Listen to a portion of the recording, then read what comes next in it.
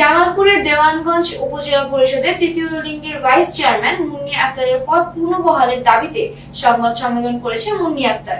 বিস্তারিত দেখুন জামালপুর জেলা প্রতিনিধি রফিকুল ইসলামের প্রতিবেদনে।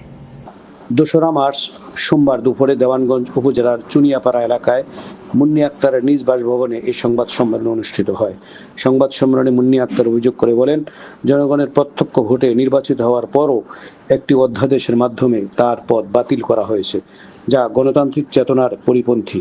তিনি আরও বলেন, আমি জনগণের রায়ে নির্বাচিত হয়েছি। আমার এই বিজয় শুধু ব্যক্তিগত নয়, এটি তৃতীয় লিঙ্গের মানুষের অধিকার প্রতিষ্ঠার একটি মাইলফলক।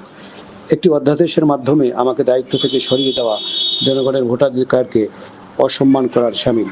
নির্বাচনের সময় তিনি এলাকার উন্নয়ন, সেবা ও তৃতীয় লিঙ্গের মানুষের অধিকার রক্ষায় কাজ করার অঙ্গীকার করেছিলেন, কিন্তু দায়িত্ব গ্রহণের পরপরই জারি হওয়া অধ্যাদেশের কারণে তিনি কার্যক্রম চালিয়ে যেতে পারছেন না। অবিলম্বে অধ্যাদেশ প্রত্যাহার করে মুন্নী আক্তারের পদ পুনর্বহালের দাবি জানান।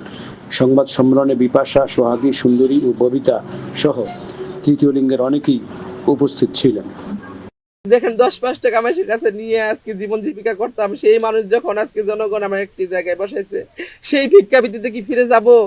আজকে যদি এত সুন্দর একটা জায়গায় জনগণ আমাকে দায়িত্ব দিয়ে বসাইলো, সেই দায়িত্ব মতন আমি কাজ করতে পারতাছি না। সেই দায়িত্ব, সেই অধিকার আমার এই অধ্যাদেশ কেড়ে নিয়েছে। আমি নির্বাচিত সরকারের কাছে আবেদন করছি যেন আমাকে পুনর্বহাল করে আমার অধিকার ফিরিয়ে দে, আমাকে জনগণের সেবা করার সুযোগ করে দে। এটাই আমার সরকারের কাছে অনেক অনেক দাবি। সরকার ইচ্ছা করলে অনেক কিছু করতে পারে, কিন্তু সরকার যদি আমাদের অধিকার ফিরিয়ে না দেয়, আমরা যদি সেই ভিক্ষাবৃত্তি জগতে ফিরে যাই, এর জন্য রাষ্ট্র দায়ী থাকবে, এর জন্য সরকার দায়ী থাকবে, এর জন্য যারা আমাদেরকে অপসারণ করছে তারা দায়ী থাকবে।